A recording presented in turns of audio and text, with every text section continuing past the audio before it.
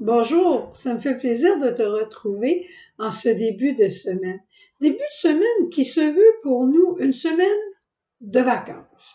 Vacances dans le calendrier, vacances dans notre cœur, vacances dans le climat extérieur, qu'importe, mais avec cet esprit que Dieu est là et nous sommes heureux.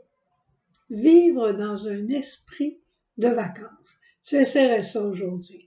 Merci aussi de liker cette vidéo et dans la description de cette vidéo aujourd'hui, je vais placer l'adresse que tu peux utiliser pour t'abonner à YouTube si tu ne l'as pas encore fait, si cela peut être utile pour toi.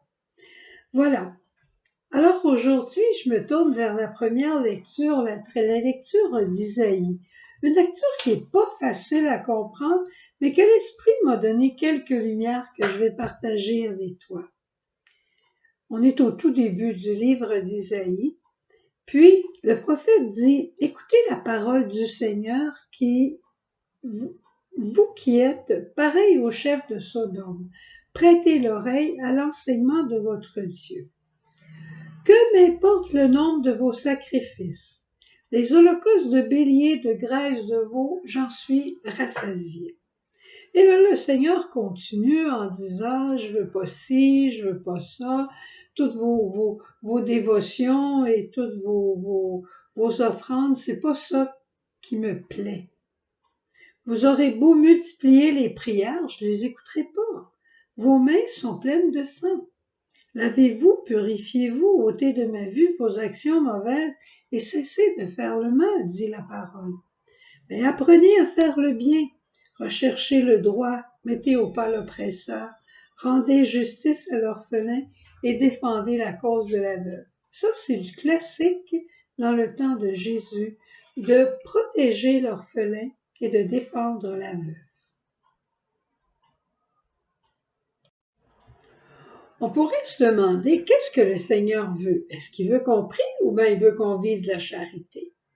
Attention, je ne pense pas que le Seigneur nous dit c'est un ou l'autre. Je pense que c'est les deux à la fois, mais dans un ordre très particulier. Pour bien comprendre, là, il faut comprendre l'esprit.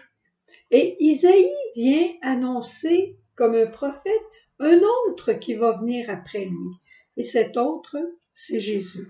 Alors, si on regarde Jésus, on voit que Jésus, il se levait tôt le matin pour prier. Mais dans sa journée, il s'occupait des veuves, des orphelins, des malades, des pauvres, des boiteux, des estropiés. Comme toi, probablement, j'ai écouté un passage du film The Chosen. Et je voyais à un moment donné, Jésus était dans une belle fête avec plein d'invités, plein d'amis. Tout le monde était là en train de s'amuser et Jésus s'amusait. Mais à un moment donné, Jésus a dit, je dois me retirer. Et on savait nécessairement qu'il se retirait pour aller prier. Mais il a dit, vous autres, continuez de fêter, continuez de chanter et de danser. Moi, je dois me retirer maintenant. Et Jésus s'est retiré tout simplement. Si Dieu Père a la première place dans ta vie, alors le pauvre aura aussi la première place dans ta vie. Tu vas peut-être me dire, qui a la première place? Les deux.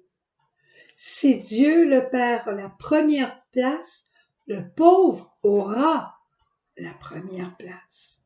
C'est comme ça que ça fonctionne. Il faut prier avant d'aller aider les autres.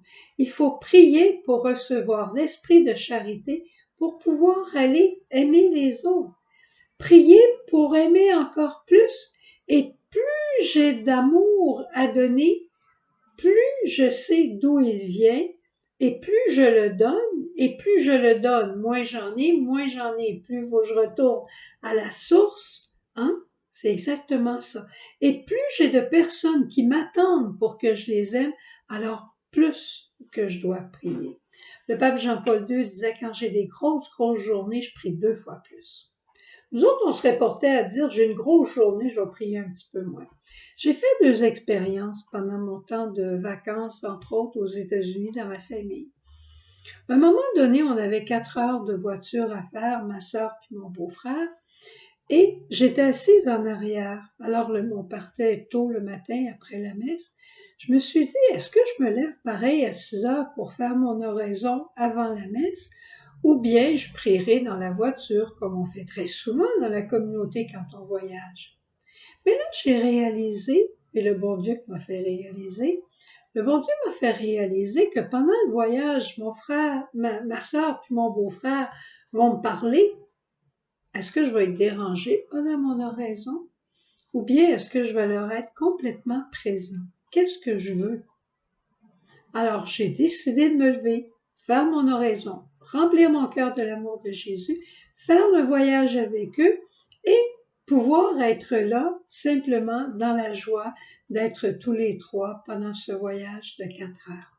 Une autre petite expérience que j'ai faite il n'y a pas tellement longtemps, j'étais avec des sœurs de la communauté. On est allé pour une après-midi de repos dans la nature et on avait décidé de se reposer, marcher au bord de l'eau, prier ensemble un peu, souper et prendre un jeu le soir. On a joué au train mexicain. Alors, mais ce que j'ai aimé, c'est qu'on a prié avant le souper. Après avoir été émerveillé de la beauté de la nature, on a prié avant le souper pour rendre grâce au Seigneur, pour remplir notre cœur à la fois d'amour les unes pour les autres.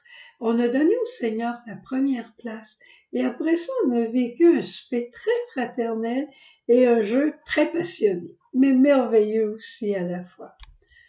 Première place à Dieu pour que le pauvre, l'autre, ait aussi la première place. T'aimes ça? Bonne journée. On se retrouve demain. Au revoir. Viens à moi, à mes pieds, je parlerai à ton cœur, je suis ton Seigneur.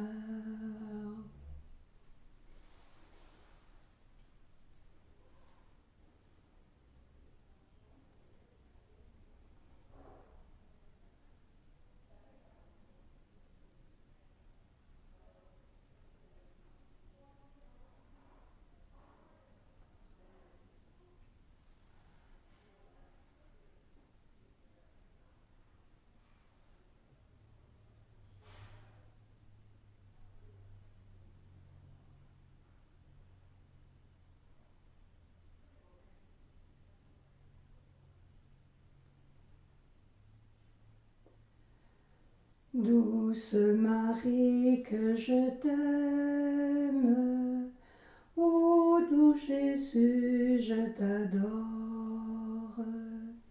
Douce Marie, que je t'aime, ô doux Jésus, je t'adore.